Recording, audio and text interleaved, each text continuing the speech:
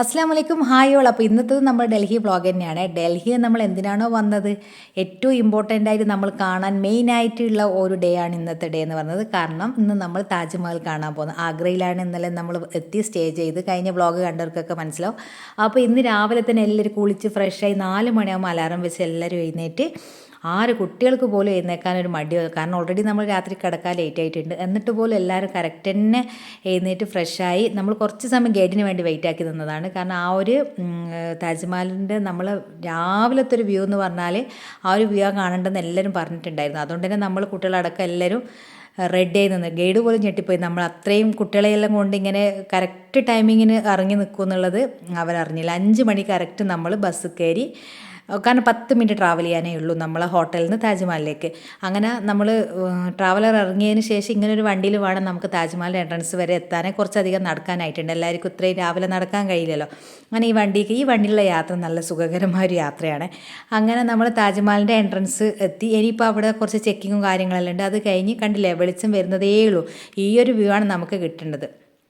പക്ഷേ നമ്മൾ വിചാരിക്കുന്നത് താജ്മഹൽ ഭയങ്കര ക്രൗഡാണ്. നമ്മൾ ആ ഒരു എൻട്രൻസിലെ എന്താ പറയുക ചെക്കിങ്ങും കാര്യങ്ങളൊക്കെ കഴിഞ്ഞ് നമ്മൾ മെയിൻ താജ്മഹൽ കാണുന്ന ആ ഒരു ക്യൂരിയോസിറ്റി ഉണ്ടല്ലോ എല്ലാവർക്കും. അങ്ങനെ എല്ലാവരും വേഗം വേഗം സ്പീഡ് നടക്കുകയാണ്. ഒരാളെ വെയിറ്റ് ആക്കിയിട്ടൊന്നും നിൽക്കുന്നില്ല. ആർക്ക് ഫസ്റ്റ് കാണാമെന്നുള്ള ഒരു ഓട്ടം ഉണ്ടല്ലോ, അങ്ങനത്തെ ഒരു ഓട്ടത്തിലാണ് എല്ലാവരും ഇങ്ങനെ താജ്മഹലിൻ്റെ ആ ഒരു എൻട്രൻസ് എന്ന് പറഞ്ഞാൽ റെഡ് കല്ലുകൊണ്ട് പതിഞ്ഞ ആ ഒരു കവാടാണ് ഫസ്റ്റ് നമുക്ക് കാണാൻ കഴിയുക. നമ്മൾ താജ്മഹൽ വൈറ്റ് അല്ല, അതിൻ്റെ ആ ഒരു ഈ ഒരു പാസേജ് നിങ്ങൾ കാണുന്നില്ല. ഈ ഒരു പാസേജിലൂടെ തന്നെ താജ്മഹലിനെ കാണുമ്പോൾ ഈ ഒരു സമയത്ത് കുറച്ച് നമ്മൾ ബ്ലാക്ക് ആയിട്ട് ഉണ്ടാവുക, വെളിച്ചം ഉണ്ടാവില്ല. അത് കഴിഞ്ഞ് നമ്മൾ ആ വെളിച്ച സൂര്യോദയത്തിൻ്റെ ആ ഒരു സമയത്ത് താജ്മഹൽ കാണാമെന്നുള്ളത് ഭയങ്കര ഒരു ഫീൽ തന്നെയാണ്. താജ്മഹൽ കണ്ടാൽ പിന്നെ എല്ലാവരും ഓടിക്കോളും. പറ ഫോട്ടോസിൻ്റെ മേളായിരിക്കും. ആർക്കും പിന്നെ പരസ്പരം ഒന്നിനും സമയം ഉണ്ടാവില്ല. മാക്സിമം ഓരോരുത്തരുടെ ഫാമിലി ഫോട്ടോസോ അങ്ങനെയായിട്ട് എല്ലാവരും ഒരു മനസ്സിൽ ഇത്തിരി പോലും സ്നേഹമില്ലാത്ത ആൾക്കാർക്ക് പോലും അത്രയും നമുക്ക് സ്നേഹം തോന്നിപ്പോകുന്നൊരു സ്നേഹത്തിൻ്റെ പ്രതീകമാണല്ലോ താജ്മഹൽ. അപ്പോൾ നമുക്ക് ഒരിക്കലും തോന്നാത്തൊരു ഫീലുണ്ട് താജ്മഹൽ കാണുമ്പോൾ. അപ്പോൾ നമ്മൾ ഈ വലിയ ഗൗണെല്ലാം ഇട്ടിട്ട് എന്തിനാണ് വന്നതെന്ന് ചിന്തിക്കുന്നുണ്ടാവും നിങ്ങളെല്ലാം. ഗൗൺ ഇട്ടത് മെയിനായിട്ട് നമുക്ക് റീൽസ് എടുക്കാൻ വേണ്ടിയിട്ടാണ്. കുറച്ച് ഫ്ലെയർ ഉള്ള ഗൗണാണ് എടുത്തത്. കുറച്ച് നമുക്ക് തിരിയാനും ഒക്കെ വേണ്ടിയിട്ട് അങ്ങനത്തെ കുറച്ച് റീൽസും കാര്യങ്ങളെല്ലാം എടുത്ത് ഫോട്ടോസെല്ലാം എടുത്ത് മെയിനായിട്ട് നമ്മൾ താജ്മഹലിൻ്റെ മുന്നിൽ അതാണല്ലോ മെയിനായിട്ട് നമ്മൾ ഉദ്ദേശിക്കുന്നത്. അങ്ങനെ താജ്മഹൽ ഫുള്ളായിട്ട് കണ്ടു കഴിഞ്ഞ് താജ്മഹൽ നമ്മളൊരു 5:30 ആകുമ്പോഴത്തേക്ക് താജ്മഹലിൻ്റെ ഉള്ളിലേക്ക് എൻ്റർ ചെയ്ത് പിന്നെ കറക്റ്റ് 9 o'clock താജ്മഹൽ നമ്മൾ പുറത്തേക്ക് ഇറങ്ങുകയും ചെയ്തിട്ടുണ്ടായിരുന്നു. കണ്ടില്ല, എല്ലാവരും ഗൗൺ ഇട്ടിട്ടുള്ള മാക്സിമം നമ്മൾ ആ ഗൗണ് മുതലാക്കിന് ഒരുപാട് റീൽസും ഫോട്ടോസും ഒക്കെ എടുത്തിട്ട് അങ്ങനെ അവിടുന്ന് താജ്മഹൽ കണ്ടിട്ട് ഇനിയിപ്പോൾ വേഗം തിരിച്ച് നമ്മളെ പഴയ ആ ഒരു റെസ്റ്റോറൻറ്റിൽ തന്നെ പോകണം. നമ്മൾ സ്റ്റേ ചെയ്ത് ഇത് വല്ലാത്തൊരു ഫീലാണ് കേട്ടോ. നമുക്ക് എത്ര സമയം ഇവിടെ നിന്നാലും മതിയാവില്ല, തിരിച്ച് പോരാനേ തോന്നൂല. ഞാൻ ഡൽഹി പോയിട്ട് ഏറ്റവും കൂടുതൽ ആസ്വദിച്ചൊരു നിമിഷം എന്ന് പറഞ്ഞാൽ ഈ ഒരു താജ്മഹലിൻ്റെ ഈ ഒരു സ്ഥലം തന്നെയാണ്. നമ്മളെ മനസ്സിലങ്ങനെ പ്രണയം ഇങ്ങനെ ഒഴുകി തുടങ്ങും. അത്രയും എന്ന് വെച്ചാൽ അത്രയും നമുക്ക് വാക്കുകൾ കൊണ്ടൊന്നും ആർക്കും പറഞ്ഞാൽ പറ്റില്ല. എല്ലാവരും കഴിയെങ്കിലും ഒന്ന് വിസിറ്റ് ചെയ്യുന്നത് നല്ലതായിരിക്കും കേട്ടോ താജ്മഹൽ. അങ്ങനെ മാക്സിമം നമ്മൾ ഫോട്ടോസ് റീൽസ് കാര്യങ്ങളെല്ലാം ചെയ്തെടുത്തിട്ട് ഒരു ചായ പോലും കുടിക്കാതെ എല്ലാവരും ഉള്ള, പക്ഷേ ആർക്കും ഒരു തർച്ചയോ കാര്യങ്ങളോ ഒന്നുമില്ല. മാക്സിമം താജ്മഹൽ നമ്മൾ ക്യാച്ച് ചെയ്യാൻ ശ്രമിച്ചിട്ടുണ്ട്. പിന്നെ താജ്മഹലിൻ്റെ കഥകളെല്ലാം എല്ലാവർക്കും അറിയില്ല, അതുകൊണ്ടാണ് പിന്നെ വെറുതെ ബോറടിപ്പിക്കാത്ത. അപ്പോൾ തിരിച്ച് നമ്മൾ റെസ്റ്റോറൻറ്റിലെത്തി ബ്രേക്ക്ഫാസ്റ്റ് കഴിക്കുകയാണ് ചെയ്യുന്നത്. നമ്മൾ സ്റ്റേ ചെയ്ത ആ ഒരു റെസ്റ്റോറൻറ്റ് തന്നെയാണ് നമ്മുടെ ബ്രേക്ക്ഫാസ്റ്റ് ഉള്ളത്. ഇനിയിപ്പോൾ ഈ ഗൗണൊക്കെ കഴിച്ചിട്ട് നമ്മൾ സിമ്പിളായിട്ടുള്ള ഡ്രസ്സൊക്കെ വെയർ ചെയ്ത് നമുക്ക് കുറച്ചും കൂടി ഇന്ന് ആഗ്രയിലുള്ള മെയിനായിട്ട് കാണുന്ന 2-3 സ്ഥലങ്ങളുണ്ട്. അതും കൂടി കണ്ടിട്ട് ഇന്ന് നമ്മൾ വൈകുന്നേരം ജയ്പൂരിലേക്ക് പോകാമെന്നുള്ളൊരു പ്ലാനിങ്ങിലാണ് നിൽക്കുന്നത്. അപ്പോൾ ഓരോരുത്തരായിട്ട് ഫ്രഷായി വരുന്നതും കാത്തിങ്ങനെ വെയിറ്റ് ആക്കി നിൽക്കുകയാണ് ചെയ്യുന്നത്. ഈ ഒരു നമ്മളിപ്പോൾ 2-3 ഹോട്ടലിൽ ഇപ്പോൾ സ്റ്റേ ചെയ്തില്ല. ആ ഒരു സ്റ്റേ ചെയ്ത ഹോട്ടലെല്ലാം കണ്ടൊരു പ്രത്യേകത എന്ന് പറഞ്ഞാൽ ചെക്ക് ഔട്ട് 10 AM ആണ്. രാവിലത്തെ 10 AM ചെക്ക് ഔട്ട് ചെയ്യണം. നമ്മൾ ഏത് സമയത്ത് ചെക്ക് ഇൻ ചെയ്താലും ചെക്ക് ഔട്ട് 10 AM ആണ്. അപ്പോൾ അതൊരു ഭയങ്കര ഒരു സംഭവമായിട്ട് തോന്നിയിട്ടുണ്ട്. കാരണം നമ്മുടെ നാട്ടിലെല്ലാം നമ്മൾ ഏത് സമയത്താണോ ചെക്ക് ഇൻ ചെയ്യുന്ന ആ ഒരു സമയത്ത് തന്നെ നമ്മൾ ചെക്ക് ഔട്ട് അങ്ങനെയുള്ള ഒരു രീതിയല്ലേ. പക്ഷെ അവിടെ ആ ഒരു രീതിയല്ല.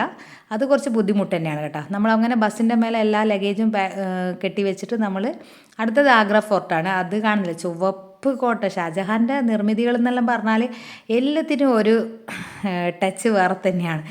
അങ്ങനെ ഇതിൻ്റെ ഉള്ളിലേക്ക് കയറി. ഇതും നമുക്ക് പ്രത്യേകിച്ചൊരു ഗൈഡ് തന്നെ വേണം, കാരണം ഒരുപാട് കാര്യങ്ങളുണ്ട് ഇതിൻ്റെ ഉള്ളിൽ മനസ്സിലാക്കാനായിട്ട്.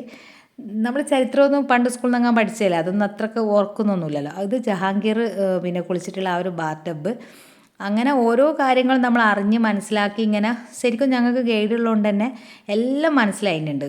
പോയ കാര്യങ്ങളും അതിൻ്റെ കഥകളും ഒക്കെ കേൾക്കുമ്പോഴായിരിക്കും, അല്ലാണ്ട് വെറുതെ ഇതിങ്ങനെ കാണുമ്പോൾ അത്ര ഭംഗി നമുക്ക് കിട്ടില്ല. ഇവിടുന്നും എൻ്റെ ഒരു വ്യൂ എന്ന് പറഞ്ഞാൽ താജ്മഹലിലേക്ക് തന്നെയാണ്. ഇവിടെ നല്ലൊരു വ്യൂ പോയിൻ്റ് ഉണ്ട്. എല്ലാ വിൻഡോസിൻ്റെ ഉള്ളിൽ കൂടി നമുക്ക് ഇവിടുന്ന് എന്താണ് താജ്മഹൽ ഇതേപോലെ കാണാൻ പറ്റും. അതായത് ഫോട്ടോയിലൊന്നും പതിയാത്ത ഒരു ഭാഗം ഉണ്ടല്ലോ താജ്മഹലിൻ്റെ ഫ്രെയിം, അത് നമുക്ക് കാണണമെങ്കിൽ ഇതേപോലെ ഈ ഒരു വ്യൂവിൽ ഇവരുടെ എല്ലാ വിൻഡോസിലുള്ള കൂടെ നമുക്ക് കാണാൻ കഴിയും. അങ്ങനെ ഷാജഹാൻ കുറേ ഭാര്യമാരുണ്ടായിരുന്നല്ലോ, അവരുടെ താമസ സ്ഥലങ്ങളും പിന്നെ ഷാജഹാനെ തടവറയിലാക്കിയിട്ടുണ്ടായിരുന്നല്ലോ, ആ ഒരു കഥ എല്ലാവർക്കും അറിയുന്നല്ലേ. ആ ഒരു സ്ഥലവും പിന്നെ അദ്ദേഹത്തിന് പ്രിയപ്പെട്ട 2 പെൺമക്കളുണ്ടായിരുന്നു, അവരുടെ തൊട്ടടുത്ത് തന്നെ ഷാജഹാൻ തടവറയിലായിരിക്കുന്ന സമയത്തിൽ എപ്പോഴും ഷാജഹാനെ കണ്ടുകൊണ്ടിരിക്കേണ്ട ആ ഒരു രീതിയിലാണ് അവർക്ക് താമസിക്കാനുള്ള 2 സ്ഥലങ്ങൾ. അങ്ങനെ എന്താ പറയേണ്ടത്, ഷാജഹാൻ്റെ ഒരു എല്ലാ രീതികളും നമുക്ക് വിസ്മയിപ്പിക്കുന്നതാണ് അദ്ദേഹത്തിൻ്റെ ജീവിത രീതി എന്ന് പറയുന്നത്. ഏറ്റവും കൂടുതൽ നമ്മൾ താജ്മഹലിൽ നിന്ന് ഇറങ്ങി ഇവിടെ നിന്ന് ഷാജഹാൻ്റെ ജീവിതശൈലിയും കഥകളൊക്കെ കേൾക്കുമ്പോൾ നമുക്ക് അദ്ദേഹത്തെ എന്തായാലും എന്താ പറയുക, ഒരിക്കലും മറക്കാൻ പറ്റാത്തൊരു കഥാപാത്രമായിട്ട് നമ്മുടെ മനസ്സിലിങ്ങനെ ഉണ്ടാവും. പിന്നെ ഈ ഒരു വ്യൂ ഉണ്ടല്ലോ, താജ്മഹൽ ഷാജഹാനക്ക് ആ തടവറ ഇരുന്ന് കാണാൻ പറ്റുന്നൊരു സ്ഥലത്തിലായിരുന്നു അദ്ദേഹം തടവറയിലാക്കപ്പെട്ടത് എന്നൊക്കെയാണ് ഗൈഡ് നമുക്ക് ഒരുപാട് കഥകൾ പറഞ്ഞു തന്നിട്ടുള്ളത്. അങ്ങനെ അവിടെ നിന്ന് ഇറങ്ങി പിന്നെ എന്താണ്, നമ്മൾ ലഞ്ച് കഴിക്കാൻ വേണ്ടി കയറി. ലഞ്ച് കഴിക്കുന്ന സമയത്തൊക്കെ നമ്മളെ മനസ്സിൽ കിടക്കുന്നത് താജ്മഹലാണ്. താജ്മഹലും അവിടുത്തെ കഥകളും തന്നെ ഇങ്ങനെ ശരിക്കും എനിക്ക് ഭയങ്കര ഒരു അനുഭവമാണ്. അങ്ങനെ അവിടെ നിന്ന് ലഞ്ചൊക്കെ കഴിഞ്ഞ് അത്യാവശ്യം നല്ല ലഞ്ച് ചെയ്യുന്നു. ഇവിടുത്തെ ഒരു പ്രത്യേകത എന്ന് പറഞ്ഞാൽ ഒന്നിക്കണ്ട് ഹൈ ക്ലാസ് ഹോട്ടൽ അല്ലെങ്കിൽ തീരെ ലോ ക്ലാസ്, ഒരു മീഡിയം ലെവലുള്ള ഹോട്ടൽ നമുക്കില്ല. ഹൈ ക്ലാസ് ആണ്, നല്ലൊരു റേഞ്ച് ആവും ഫുഡിന്. തീരെ ലോക്കൽ എന്ന് പറഞ്ഞാൽ നമുക്ക് പോയി കഴിക്കാനും പറ്റില്ല ഫാമിലിക്കൊന്നും. നെക്സ്റ്റ് നമ്മൾ പോകുന്നത് ചരിത്രപ്രധാനമായ വേറൊരു സ്ഥലത്തേക്കാണ്, ഫത്തേപൂർ സിക്രിയിലേക്ക്. ഇവിടത്തേക്കും നമുക്ക് അത്യാവശ്യം നല്ലോണം നടക്കാനുണ്ട്. അപ്പോൾ ഗേറ്റിലേക്ക് നമ്മൾ ബസ് പാർക്ക് ചെയ്ത് അതിനുശേഷം നമുക്ക് ഉള്ളിലേക്ക് ബസ് കൊണ്ടുവരാൻ കഴിയില്ല. അപ്പോൾ ഇവിടെയും നമുക്ക് താജ്മഹലിൽ നിന്ന് പോയ ആ ഒരു വണ്ടിയിൽ അതേ ഒരു വണ്ടി തന്നെ ഇവിടെയും നമുക്ക് കാണാൻ കഴിയും. അപ്പോൾ ഇവിടെ നമ്മൾ പിന്നെ ഈ ഒരു വണ്ടിയിലായിട്ടാണ് നമ്മളൊരു അത്യാവശ്യം വലിയ വണ്ടി എടുത്താൽ പിന്നെ ഫുള്ളായിട്ട് എല്ലാവരും അതിലേക്ക് ഇൻക്ലൂഡ് ആയിട്ടുണ്ട്. അങ്ങനെ നമ്മൾ ഇത് കുറേ നടക്കാനായിട്ടുണ്ട്, കാരണം പിന്നെ ഒരുപാട് കാണാനായിട്ടുണ്ട് ഇതിൻ്റെ ഉള്ളിൽ. ഇതെന്ന് വെച്ചാൽ പണ്ട് അവരുടെ സിറ്റി പണിതതാണ് മുഗൾ രാജവംശത്തിൻ്റെ. അപ്പോൾ ഇവിടെ വെള്ളത്തിൽ ഉപ്പിൻ്റെ ആ ഒരു അംശം ഉള്ളത് കൊണ്ട് തന്നെ ഈ ഒരു സിറ്റി പിന്നെ നശിച്ചു പോവുകയാണ് ചെയ്തത്. അപ്പോൾ ആ ഒരു ബിൽഡിങ് കാര്യങ്ങളെല്ലാം നശിച്ചത് നമുക്കിങ്ങനെ പോകുന്ന വഴിക്ക് കാണാം. ഒരുപാട് ബിൽഡിങ് പിന്നെ പകുതി ഇങ്ങനെ നശിച്ചിട്ടുള്ളത് നമുക്ക് കാണാൻ കഴിയും.